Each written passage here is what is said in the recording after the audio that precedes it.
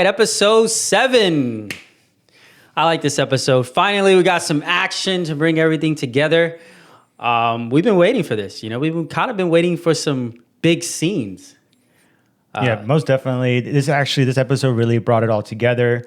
There were some good action scenes in it, for sure. I think it could have had a little bit better, though. I don't know. I think I got all the suspense I needed, right? I mean, we'll start at the beginning, with, I guess, the crew kind of figuring out that Marie and Kate cut out on them. Yeah. You know how Jordan, I thought that was interesting how Jordan was kind of like feeling almost like she does this all the time to him. Mm-hmm. Which kind of shows us that there's some little divide there. I mean, obviously there's reasons in the show for him to kind of pull back after she, kind of possessed all of them at once. Yeah, she's a horrible girlfriend. She just dipped out on them and didn't even say anything to anyone. Yeah, exactly. And then Kate's just following her, kind of like a little dog, just hoping she'll throw a bone. Just give me a bone. The lost puppy. Just heal me, please. Exactly. So let's talk about some important parts. How'd you feel about Marie's sister explaining about her vision? All right, everyone at home, if you don't want to come out of someone's butthole, please hit that subscribe button and like. All right, so I'm still kind of confused how her visions work. I mean, she did talk a lot about them in this episode, and we got some great insight about her character, but there's still a lot of unknowns around how her visions actually are prophesized. If they're exactly verbatim or if they're not, if there's some type of leeway to them. We only got a few scenes with each vision between last episode and this episode. Yeah, that's true. I mean, I guess she kind of hinted that she's always gotten them and, a few details, but really one, we don't even know how she got this power in the first place. Are they ever going to explain to us what happened with her sister? Someone pumped her with V. Was she part of the same project with her sister? I can't believe this should be part of a separate project. Do you agree? It is confusing. Again, we harped on this a bit on the last episode that we launched, but there's a lot of glossy writing in this season. Yeah, exactly. No one has still explained where she got these abilities from. But regardless, I feel as though they're leading us to something important by her seeing certain things, especially dealing with her sister. Yeah, so throughout this episode, Kate and Marie really were going back and forth quite a bit and trying to heal Kate. And even the other members of the crew were trying to speak logic to her, but Marie just wasn't having it. Yeah, Polarity basically tried to let her know, like, we need Kate. Her abilities are too valuable at the moment to kind of let go. There's a lot of mind control happening everywhere, so they need their own mind controller. That would only make sense. But yeah, it looks like Marie just doesn't trust her yet, with all the things that has happened, transpired. And I kind of understand that. I don't know if I would trust her either, because Marie can control almost everybody's body like puppets. But, Kate's the one person with one touch, it's over. Right. And I like that they brought that back, because there was a lot of, effed up things that Kate did last season and even the beginning of the season now that really were kind of not talked about again. And so I definitely saw Marie's point of view, and even with Kate saying, well, I would never use my powers again on any of you. She really tried to sell that, but it didn't seem surreal or realistic in the moment until when she lifted everyone up. Yeah. And that's when I was like, okay, I think Kate actually means it this time. Yeah, this is a kind of a little bit of Kate's redemption arc in a way. And even Marie's sister, right? Because she's having her own redemption arc on her feelings towards Marie and her own fabricated hate that she's had for her whole life. Right. Because of her visions. So I think this is a good episode to clear a few emotional states of the characters that we kind of had, these thoughts inside. Yeah, I couldn't agree more. They definitely did a good job closing the loop on a lot of them that I was kind of wondering where they were going to be headed towards for a long time in the season. Yeah, except for Jordan. I mean, now after this episode, we know that Jordan's probably going to cut away a little bit more from Marie. Yeah, that definitely divided them a lot. Absolutely. So let's dig actually a little bit deeper now that you mentioned Marie's sister there. Because one of the biggest reveals that we saw in this episode was we actually got the true reason why she hates Marie. Yeah.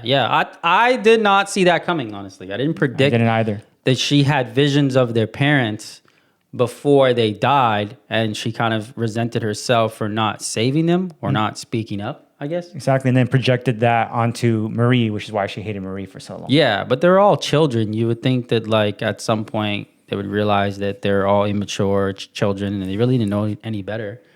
Or her comes to the same conclusion as Marie, that it's really their parents' fault. You know, I would agree with you. And then I would disagree in the sense of there's one thing that Marie's sister said, I think last episode, that I'm just recalling now, that she's been going to therapy. So if she wasn't going to therapy, do you think she would have actually worked through these issues already and actually accepted Marie and herself long before these last 2 episodes? Well, I wonder what she told the therapist. Right? Or like the therapist knows all the secrets? Yeah, definitely. It was probably a vault therapist. I guarantee you that's what it was. Because her aunt's definitely in on it. I'm sorry. I don't know if anyone agrees, but her aunt is in on it. She knows. She definitely knows. Because how else would Marie's sister have abilities? Both of them get pumped up with V and the aunt doesn't know? Yeah. I'm not buying it. I'm not either. Where's her picture with Cypher as well? Like, is Cypher the daddy for both of them? Like, I mean, obviously he's not the dad, but it is funny to imagine, right? He's got twins. All right, so moving on, Cypher in this episode kind of figures out that polarity can almost stop his mind control. So now he kind of becomes a threat to the ultimate plan. What's your thoughts on that? Right. I'm glad they actually broke down Polarity's abilities, because for the longest time, I was confused how his powers and his son's worked. I thought he was like Magneto for the longest time, that can only control metal objects. But no, it doesn't work like that at all. It's like he could basically create like bursts within his brain, like neurons that could control things around him. Oh, that might be how he did the force push. Remember, they were all around him. He did a giant force push and pushed them all away. Okay, so that makes sense. He's like creating his own gravity in a way, his own movement. Exactly. He's pushing gravity around or creating gravity bubbles.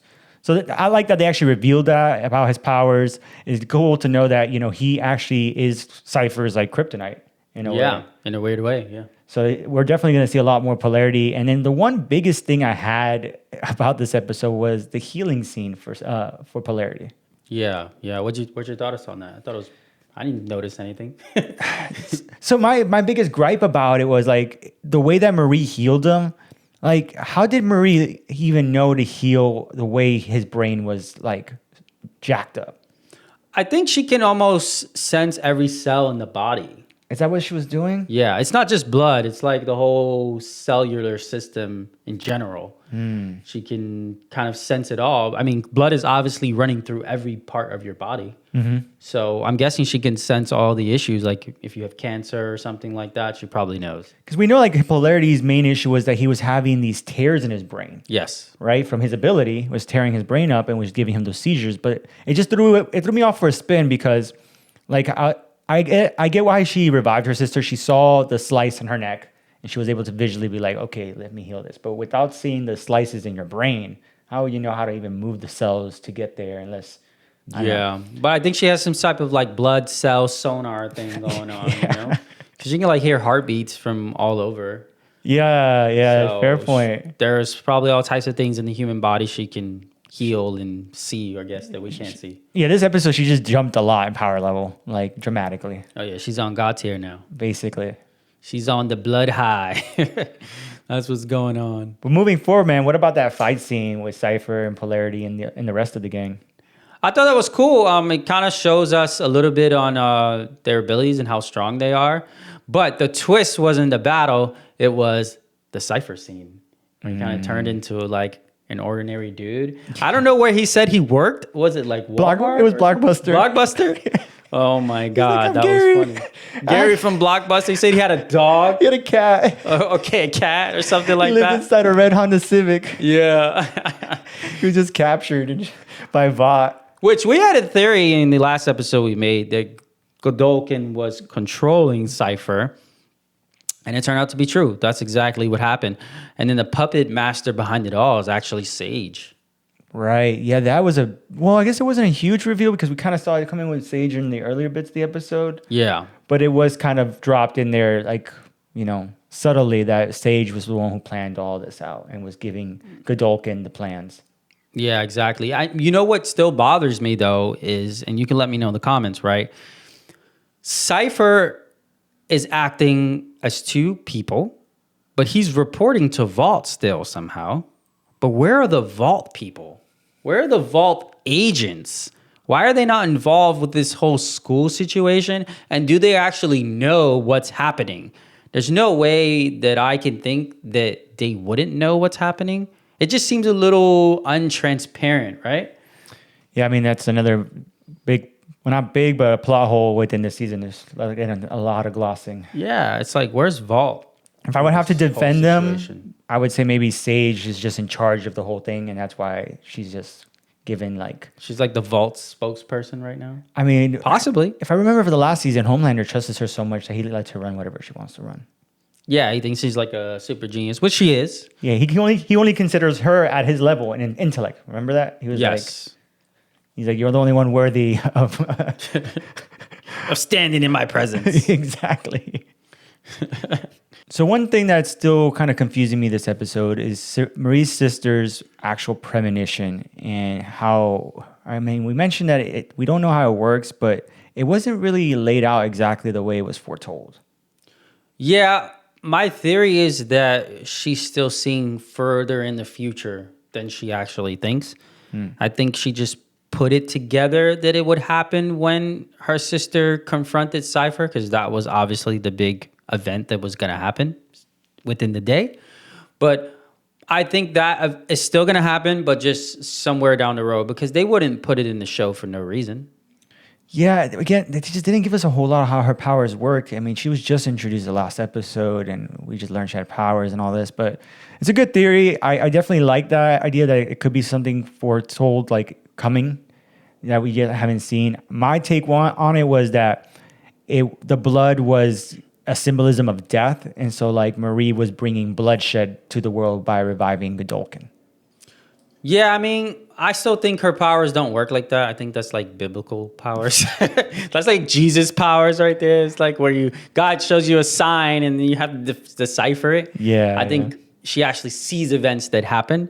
It's just this event hasn't happened yet, and she's totally wrong on when it's going to happen. I'm pretty sure that's how the show is going to play it.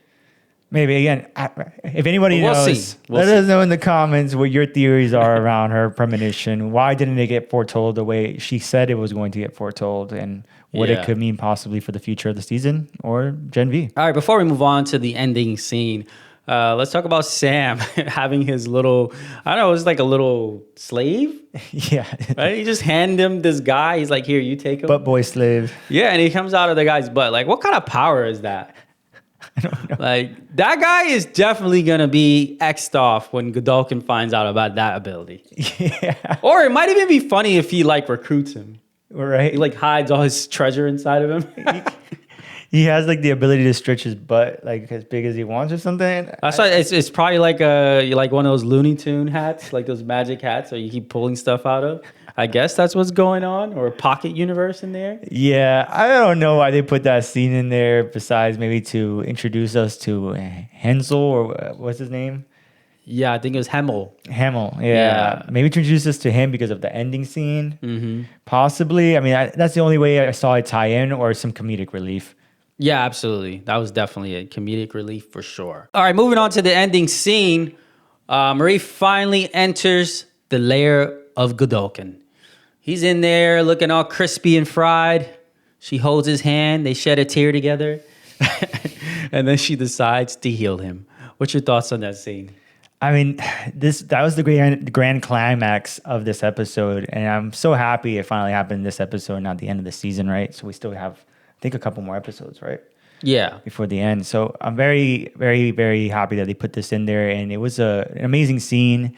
It was great to see him just when the music dropped and it changed, right? Because I knew already, and then when the music dropped and changed, and then he hit him with that line. Oh, yeah. You know, he seems like he's going to be a phenomenal actor. Yeah. Like, we're going to hate this guy. Like, I'm getting Joffrey vibes from him. Oh, yeah. Like, Definitely. I hate this little guy right now. I do not like him. Like, His smirk. He has like that evil, like evilish smirk going on. yeah, and he's all short and evil. Like, it's crazy.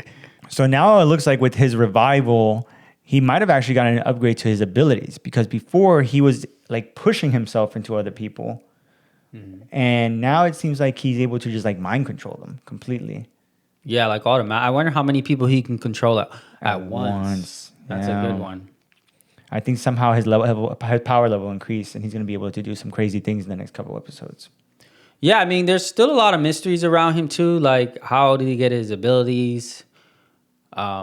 He's been controlling Cypher the whole time, but he also said a few strange things like feeling the sun in your skin, but yet he's been in a human body the whole time. Like, I wonder at what level of feelings did he get out of Cypher's body? Yeah, I think he can't really actually feel anything to that person's body. Maybe that's how it works, possibly. Possibly. I mean, the way he was controlling him from long distance is crazy. Yeah, and it's also crazy if you think that he was controlling Cypher and then pushing through Cypher to control other soups. So now that he's in his own body... Yeah, he was like hijacking like twice, 2 different soups. Yeah, when he was doing that whack-a-mole scene, that was pretty crazy. When he kept popping through all the different heroes. Yeah. And so that's going to be interesting to see how he evolves and how they really take him down. But in my eyes, it seems like the only way they're going to beat him is with Kate. It's just the only way. Somehow, some way, Kate's got to make it happen. Yeah, unless Marie somehow has some type of trump card to not let herself be possessed by him. Yeah, I mean, you have to possess the possessor. That's the only way. Basically. Yeah. So let's go into his plans. I mean, it looks like Edgar threw us for a spin, or even Edgar didn't even know what was going on, because he thought that Cypher wanted soup supremacy and that Godolkin wanted to control soups. Yeah, Godolkin kind of just wants to like have the strongest soups exist and the weak get weeded out. But I kind of think that's a silly plan, because as long as they're loyal, they should still be usable, right? I mean, they're on your side. You need soldiers. Yeah, you need soldiers. Like Cypher was saying, technically Godolkin, when the humans wake up, they're screwed. So why would you cut the soups that are on your side just because they might have weaker abilities? Yeah, that's a good point. It's kind of sad. I mean, they can still hold a gun, right? Like, get out there, Like, I wouldn't cut them off. They're still useful. Yeah, but it doesn't seem like that's his plans after what we saw in the last final ending scenes. He definitely is starting to cull the herd. Yeah, and actually, I already saw the preview of episode 8. Oh, you did? Yes, and that's actually what's happening. He's making them fight each other and controlling multiple at once within the DEI room, the diversity, equity, inclusion room.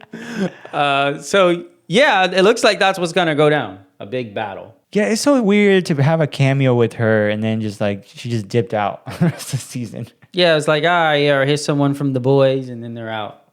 This season had little interaction with some of the main cast from The Boys. They were just like all in and out. Sage, Starlight. Like, no one actually stood for a good amount of time to gain some substance from them.